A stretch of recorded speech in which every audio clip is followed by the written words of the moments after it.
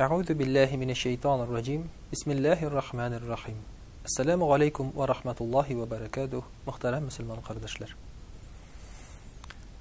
Ешқана біз түрлі дини сөздерді қолданабыз. Хамда инде бір нәрсе эшлисебез килсә әгәрдә, мәсәлән, иртәгә каядыр барасы булса, нәрсәдер эшлисе булса, без әйтәбез, Алла бирса дибез. Алла бирса дигән сүзне хәзер кешеләр инде дәватиләреннән ишетеп беләләр.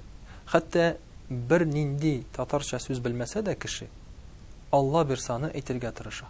Ягъни урысча әйткәндә я завтра туда пойду, Алла бирса ди. Ягъни Алла бирсасы аның татарча дәватисеннән ишеткәнчә. Менә шушы сүз нәрсәне аңлата икән соң? Аны әйтергә кирәкме, юкмы, әйтсәң, әйтмәсәң нәрсә була? Мөхтәрәм кардәшләр, Алла бирса дигән сүз ике төрле әйтергә мөмкин. Алла буйырса, ягъни Алла әмер итсә, яки Алла бирсә. Ягъни Аллаһ Тәгалә бирсә. Бер караганда икесе дә бер үк мәгънәдә. Гарәпчәсе аның яңгырый иншааллах. Ягъни Аллаһ Тәгалә ничек теләсә шулай була. Аллаһ Тәгаләнең теләүе белән эшләнә эш. Аллаһ Тәгалә теләсә була, теләмәсә димәк юк. Көннәрдән бер көнне Пәйгамбәрбез саллаллаһу алейхи ва сәллям янына киләләр сорау белән. Яһүдләр. Киләләр дә сорау бирәләр, шулай. Пәйгамбәрбез саллаллаһу алейхи ва сәллям әйтә, мин сезгә иртәгә җавап бирәм ди. Һәм кирип китә. Икенче көнне Аллаһ Тәгаләдән җавап килми бу сорауга. Өченче көнне дә килми.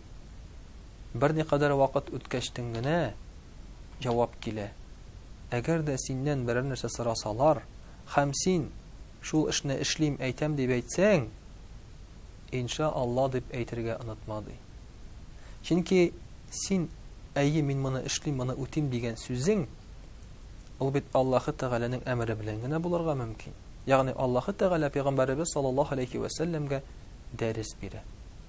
Менә шуңа күрә дә шушы булган хәлдән карасак, әгәр берәр нәрсә эшлисебез килә икән, берәр кая барасыбыз килә икән, я булмаса берәр ният кылсак, безгә шушы сүзне әйтергә кирәк. Алла бирса, я булмаса иншааллах. Чөнки шушы сүзне әйтү, менә бу эшне Аллаһ Тәгалә белән бергә эшләү. Аның ярдәменә калдыру дигән сүз. Әгәр син бу сүзне әйтмәсәң, димәк син килеп чыгасың тәкәббер. Булдырам мин аны. Ягъни иртәгә мин моны эшлим, миңа бер нәрсә кыммат шаулый алмас. Мин иртә белән сикереп торачакмын йокымнан, вакытында уяначакмын, иртәгә дә шундый ук бай булачакмын, иртәгә дә шундый ук сәламәт булачакмын, иртәгә вакытым булачак. Син моны төгәл белгән кебек әйтәсең, эшләрмен дип. Шуның өчен дә мөхтәрәм кардәшләр, менә бу Алла бирса, иншаалла дип әйтү, Аллаһ Тәгаләгә ышану, Аллаһ Тәгаләдән ярдәм, таяну сорау була. Һәм бер караганда һәр иманлы кеше дә эшен шулай дип эшләргә тиеш. Ләкин күп кенә мөселманнар бу сүзне кулланалар начарлыкта. Ничек? Мәсәлән, әгәр дә берәр эшне эшлим дип әйтеп, иншаалла дип әйтсәң, ул эшне мәсәлән эшләмичә каласың. Һәм инде сорыйсың, нишләп эшләмәдең син аны дип. Мәсәлән, берәр мөселман белән сөйләштең, сәгать 8-гә килергә, ул килмәде. Ул әйтә, мин бит иншаалла дип әйткән идем. Аллаһ Тәгалә теләсә килә, киләм, теләмәсә юк дип әйткән идем. Ул теләмәде, менә мин килмәдем ди. Менә күп кенә мөселманнар шушы сүзне начар мәгънәдә кулланалар, мөхтәрәм кардәшләр. Бу бер дә дөрес түгел.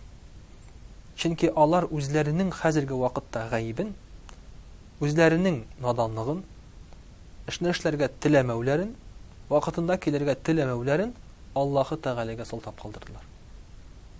Ул гаипле. Ул гаипле синең якын килгәнгә. Ул гаипле синең төгәл булмаганыңа. Менә бу инде мөхтәрәм кардәшләр бөтенләй икенче төрле начар мәгънә. Менә шуңа күрә дә Алла бирса дип әйтә торган булсак, без ул сүзне Аллаһның ярдәме белән әйтәбез һәм эшлибез дигән сүз. Шул ук вакытта Аллаһны искә алганбыз икән, аның исеме белән кешегә нәрсәдер вәгъдә иткәнбез икән, димәк инде Аллаһның исеме белән ул сүздә торырга да кирәк. Аллаһ исеме белән әйткәч, Аллаһ Тәгаләгә йөзенә безнең телдә әйткәндә кызыллык китермә.